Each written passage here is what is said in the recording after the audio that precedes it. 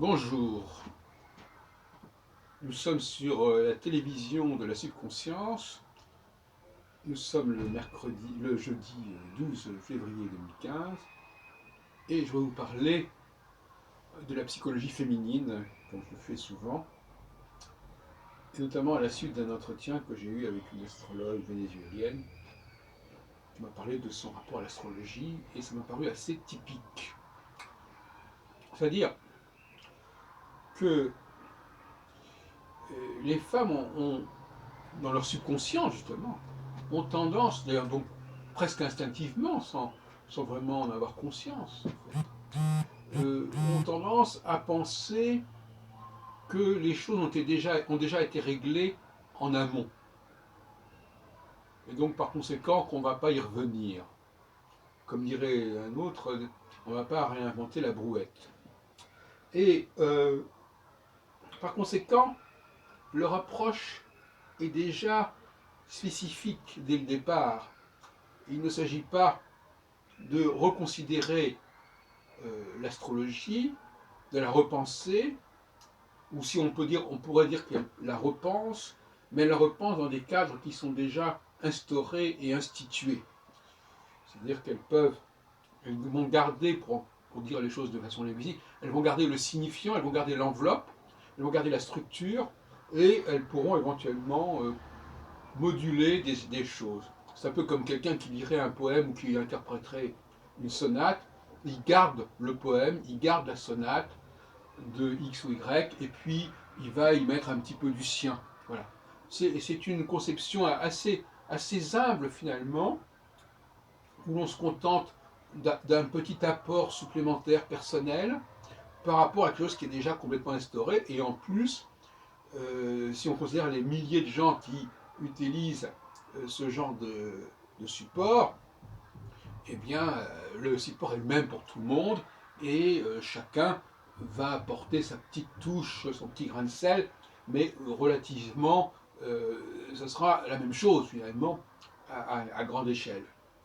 Et donc finalement, il y a déjà une sorte de malentendu entre les hommes et les femmes à ce sujet-là. Il y a d'autres sources de malentendu, comme le fait que les hommes cherchent avant tout, normalement, instinctivement, à trouver des choses en eux-mêmes et pas de consommer à l'extérieur. Alors que les femmes sont plus dans une consommation extérieure, un émerveillement par rapport au monde extérieur, beaucoup plus qu'un émerveillement par rapport à elles-mêmes.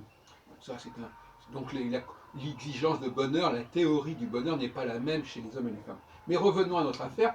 Effectivement, il y a là une différence.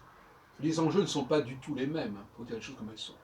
Puisque pour une femme, l'enjeu, c'est de prendre les choses telles qu'elles leur parviennent, en quelque sorte, telles qu'elles ont été déjà élaborées, et en fait élaborées par des hommes essentiellement, élaborées par l'histoire, et au fond, on va les ajuster, comme elles emploient ce mot-là, on va les ajuster, on va les adapter, on va les intégrer, mais finalement, l'objet lui-même, fondamentalement, il est déjà là, il est déjà présent, et il ne va pas être reconsidéré. Donc, quand on dit l'astrologie, eh ben, on sait de quoi on parle. L'astrologie, c'est l'astrologie, c'est un corps de connaissances bien précis. Chaque astrologue apprend l'astrologie, les bases de l'astrologie, et puis le reste, bon, ben, ce sont des bricoles. Voilà un peu la mentalité de beaucoup d'astrologues.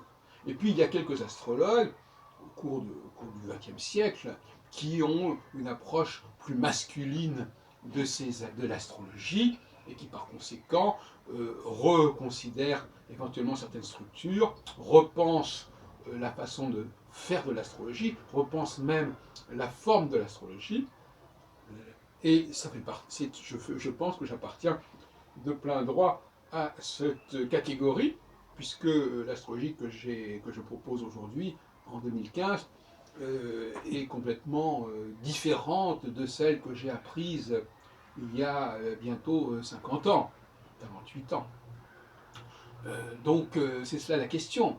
Et la question, et terminerai là-dessus, la question c'est qu'effectivement, le milieu astrologique est de plus en plus envahi par les femmes, et que par conséquent, l'outil astrologique a tendance à stagner, à se cristalliser et à avoir quelques signes de vitalité, mais très superficiels, sinon artificiels, qui donnent le change à ceux qui veulent bien y croire, et ce qui pose problème, puisque cette absence de renouvellement aboutit à une crise du recrutement, parce que il y a un décalage croissant entre les gens qui ont fait 30 ans d'astrologie et ceux qui viendraient aujourd'hui à l'astrologie. Et la seule façon de faire venir des gens nouveaux à l'astrologie, c'est au contraire de renouveler l'astrologie de façon à ce que tout le monde soit à égalité en quelque sorte face à l'astrologie et qu'il n'y ait pas ceux qui savent et ceux qui ne savent pas. Euh, une société ne peut être égalitaire que par le processus de la nouveauté. Et c'est dire pour cela que notre société est relativement égalitaire, du fait justement du renouvellement constant de la technologie, des techniques, des appareils, des outils.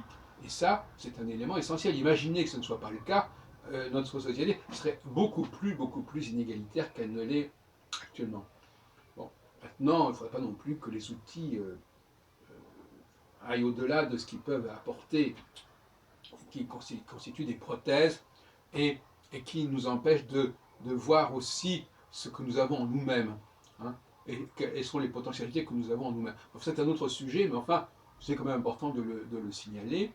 Donc, il y a beaucoup de femmes qui, instinctivement, leur pose même pas, ils ne se posent même pas la question. L'astrologie, elle est là, elle existe, elle est un corps bien établi, et il faut l'apprendre, et il faut apprendre à s'en servir. Pour les hommes, au contraire, l'astrologie, c'est un savoir qui doit être repensé, reconsidéré, restructuré. Ce n'est pas le même point de vue.